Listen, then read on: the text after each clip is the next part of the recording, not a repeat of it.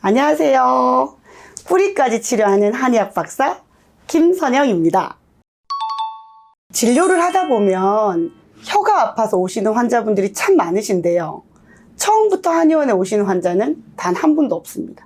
다들 이비인후과 가셨다가 구강내과 가셨다가 그래도 안 되면 어디 가면 낫지 생각해 보시다가 또 찾아보시고 한의원에 오시는데요. 오시면 많이 하시는 말씀들이 혀가 너무 아프다, 청양고추를 먹은 것처럼 맵다, 화끈화끈거린다, 화닥화닥거린다, 혓바닥이 불에 댄 것처럼 뜨겁다라는 얘기를 하시거든요. 뭐 때문에 그럴까요?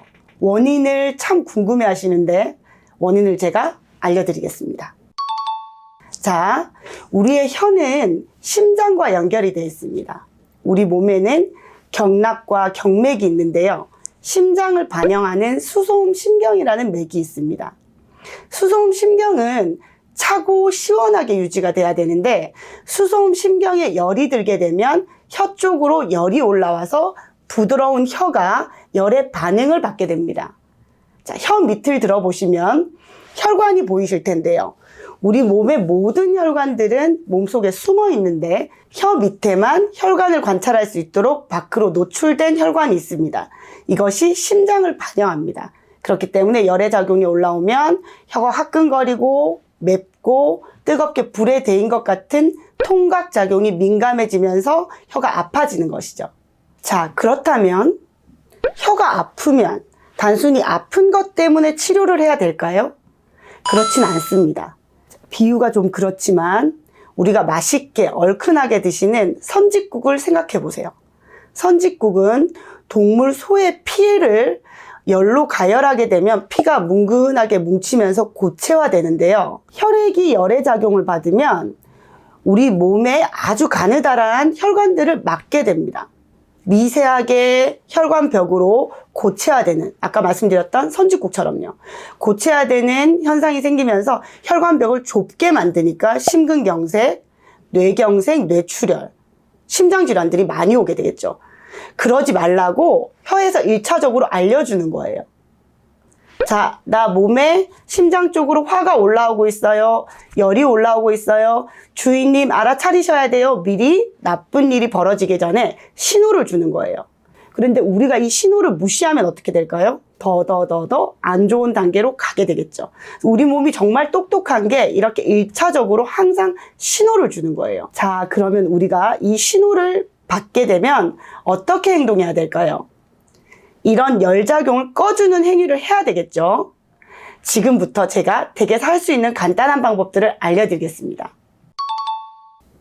자, 커피 많이 드시죠? 커피보다는 청열시킬 수 있는 차를 드시는 게 좋은데요. 댁에서 간단히 드실 수 있는 차로는 메밀차, 국화차가 있습니다. 메밀의 성질을 찾아보면 굉장히 차고 시원한 성질을 가지고 있고 국화 또한 위쪽으로 열이 올라오는 것을 내리는 성질을 가지고 있는데요. 왜 예전에 할머니 댁에 가면 메밀 베개 보셨죠? 사실은 굉장히 과학적인 원리로 뇌를 차게 해주기 위해서 베개 속을 메밀로 채워가지고 머리로 가는 열을 식혀주는 작용을 하는 것이 메밀인데요. 그걸 우려서 차로 마시게 되면 일시적으로 열을 내려주는 작용이 내 몸에서 생기게 됩니다. 그런데 메밀차를 마셔도 국화차를 열심히 마셔도 도무지 좋아지지 않는다. 그럴 때는 어떻게 해야 될까요? 이미 내 몸에서 주는 신호가 얕은 신호가 아닌 고단계의 신호로 진입한 경우라고 생각을 하시면 됩니다. 그럴 때는 전문적인 한의사를 만나서 내 몸에 꼭 맞는 처방을 받으셔야 되는데요.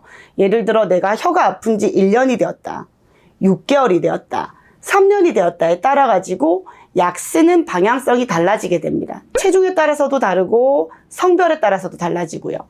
대표적인 약재로는 황금, 황련, 산치자 이런 한약재들이 위쪽으로 열이 오르는 것을 막아주면서 이미 올라가 있던 열들도 청열시켜주는 역할을 해서 건강한 혀로 돌아갈 수 있도록 도와줍니다. 제가 방금 청열이라는 단어를 썼는데요. 청열은 차고 시원한 약재를 써서 혈관 쪽으로 열이 농축되는 것을 식혀주는 작용을 하는 게 청열작용입니다. 자, 그렇다면 그 반대로는 온열이라는 단어를 들 수가 있겠는데요. 온열이란 청열과는 반대로 따뜻한 약을 써서 찬 성질의 몸을 따뜻하게 데워주는 역할을 하는 거죠. 자, 혀질환이 있는데 온열약제 쓰면 될까요? 안 될까요? 절대로 안 됩니다. 보통 혀가 아프고 염증이 생기는 것 같으니 환자분들이 프로폴리스를 먹고 왔다. 프로폴리스를 며칠간 먹었더니 더 아프다라고 얘기를 하시는데 프로폴리스는 열성작용이 강한 약제이기 때문에 그렇습니다.